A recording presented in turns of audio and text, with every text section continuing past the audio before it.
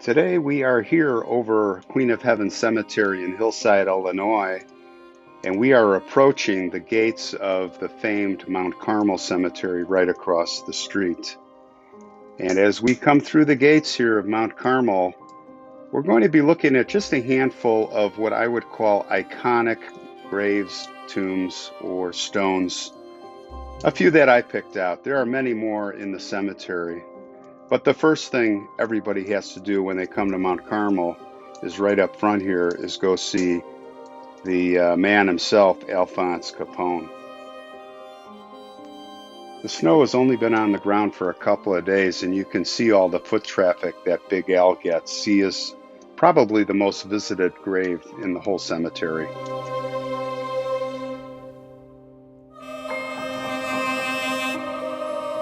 Let's swing left and head up over the treetops to head to our first stop of the day is the grave of Francesco Antonio Salerno.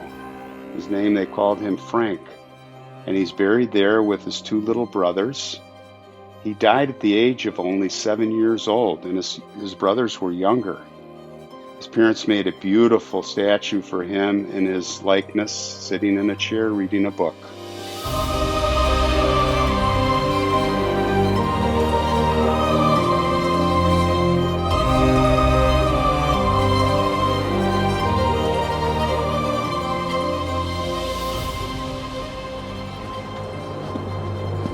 It's a beautiful monument to him.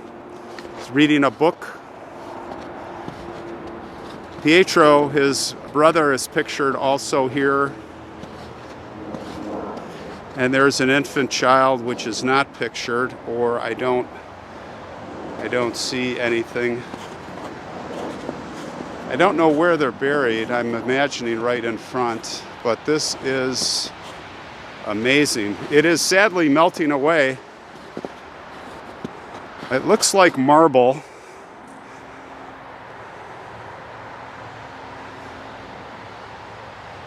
Could be limestone. If anybody wants to jump in, I'm right in between, but it is deteriorated some, but there is some detail left. We don't know how these boys died. Here's a close-up.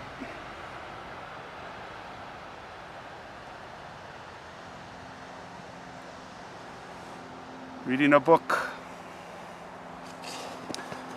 There's a beautiful close-up portrait of Pietro here on this side.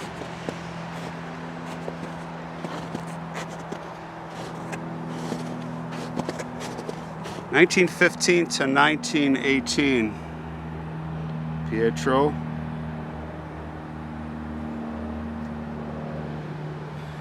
There's another infant brother, Vincenzo, as I mentioned. And this monument was created for these three boys who were born in 1914, 1915, and 1917 to the Salerno family. And as we can see, none of them sadly lived to adulthood. Francesco was 7 when he passed. And I'll give you one more close-up here. We'll look at the book. His fingers. It's a beautiful piece of work. You can see a pillow he's resting against behind him on this beautiful chair. It's quite amazing. It's from this picture. Look at his shoes.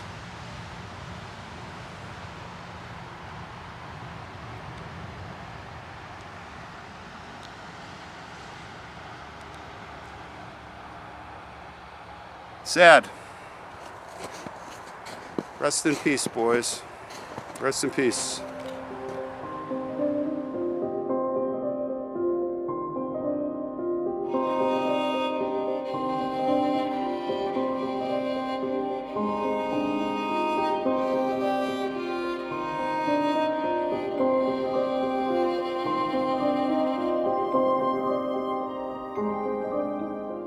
Next, we are going to fly to the west, and we're going to take a look at the DeSalvo and the DeVito families' plots. And I think you're going to find this very interesting.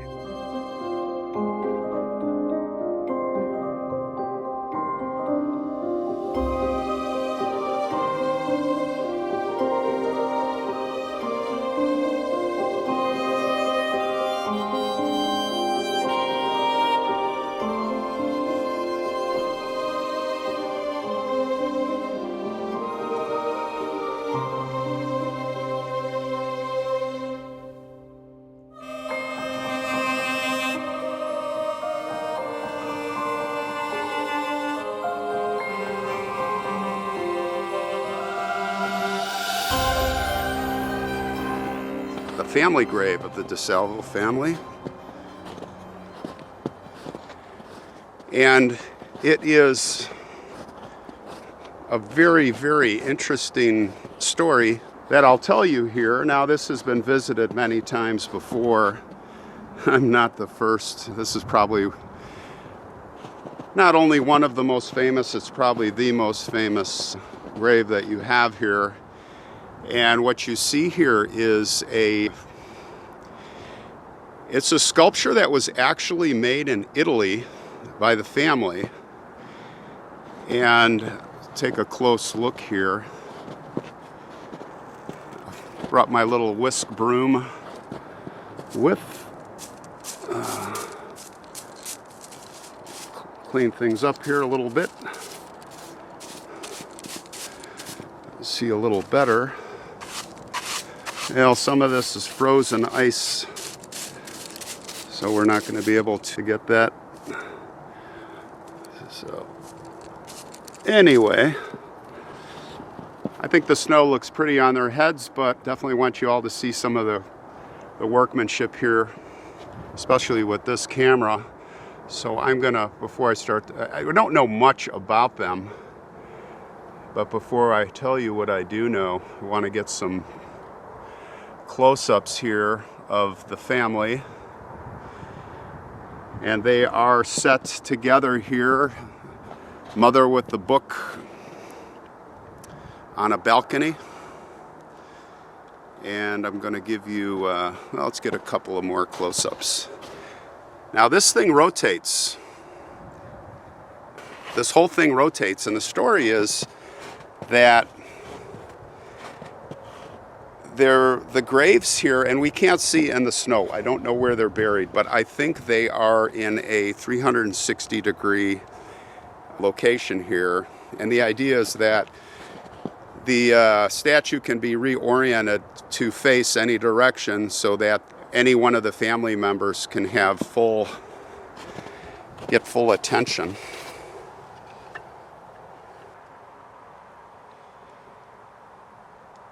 So this is Rosa as she was known, DeSalvo. And she was the wife here of Angelo DeSalvo, mother of Florence. Rosa died in May 23rd, 1927 here in Chicago. She was born in Italy. They were immigrants and the parents of 3 children. Clementina was born in 1894, Anthony was born in 1907, and Cecilia was born in 1910. All 3 of these children were born in Italy. It says, from reading some of the history, that by 1920 the family was living in Chicago's Little Italy neighborhood in the 200 block of DeKoven Street.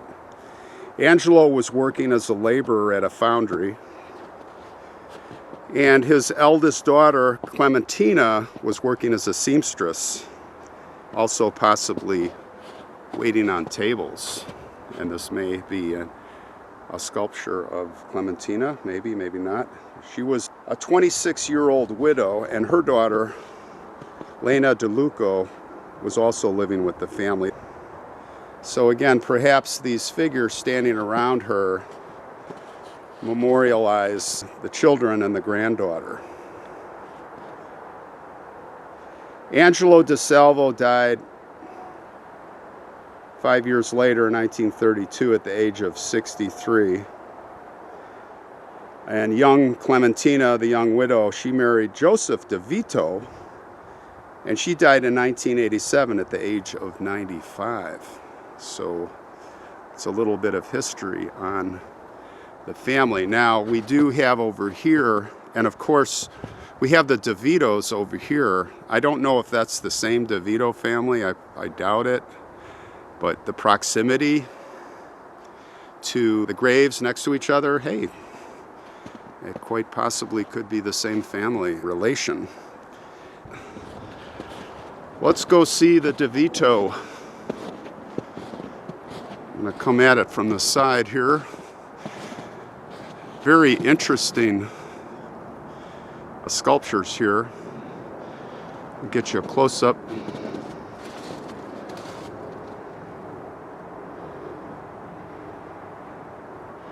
This is Marco de Vito. Marco was born April 25th, 1887 in Italy. Died November 1968 at the age of 81. I don't have any information on his wife, and we can't see, I'm assuming under the snow here are the gravestones. We're going to step back and come around and get a close-up of the wife here.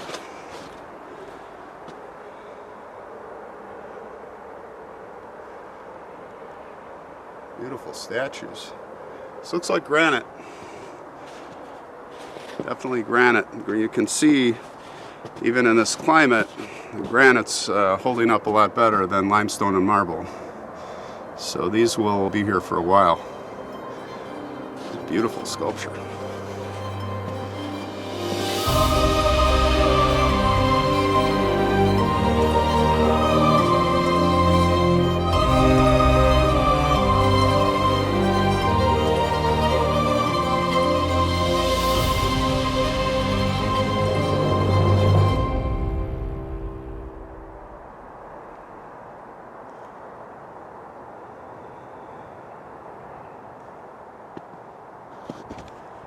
Have you heard of the Boer Wars?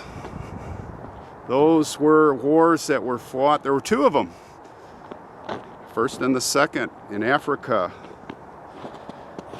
Of course, in those days, the British were influencing their sovereignty all over the world. The Admiralty coming ashore, conquering lands. This is about Africa. And you can see here the Clan Gael guards.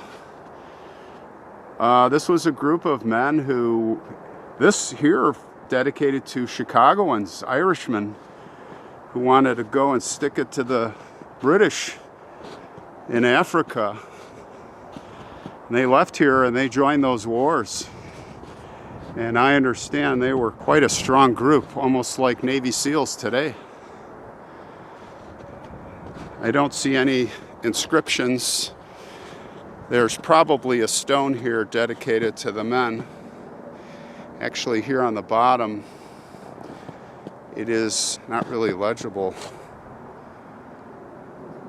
But I'll go back and look it up and we'll... Oh wait, here we go. We do have something. This is dedicated to the memory of Lieutenant Michael O'Hara, Company A, Lieutenant Thomas Naughton, Company B, who died in South Africa while serving in the Irish Brigade of the Boer Army, 1900. How interesting. This statue cost $1,800.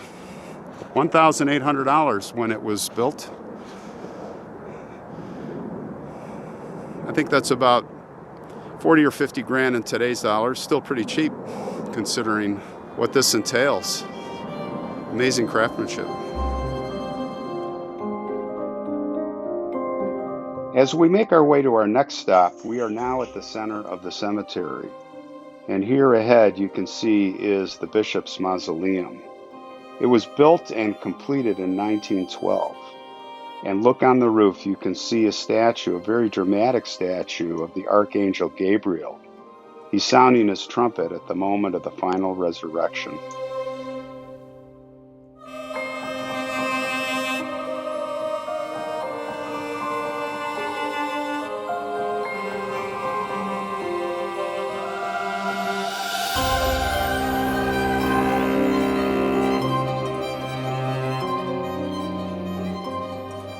This has to be one of the most beautiful epitaphs that I think I've ever read. I did see this in a book, and now I found the grave of Margaret Bestseller. In memory of Margaret, who was a rainbow in the storms of life and kissed the clouds away. That is just so beautiful.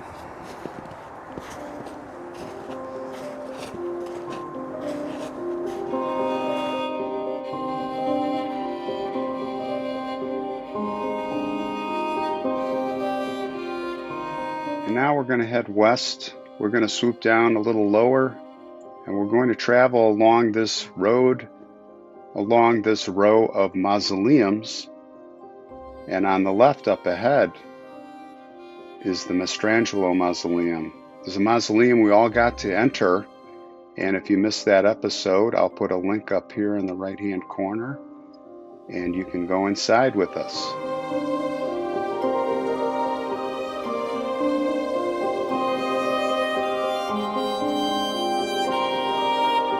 We're going to stop at this corner up ahead for the Sam Giancana family mausoleum. And if you missed that, that's in episode 1. I'll put a link up on that also. We didn't go inside, but we took a good look through the glass and saw some details. Let's swoop up to the right here, head north. And if you look way up ahead, you're going to see down below an open area, and it's the area that I referred to as the area of the children. We did a couple of episodes on that, and we'll put a link on that. This will conclude part 1, and we have a second part to this, so stay tuned for that, more of the same.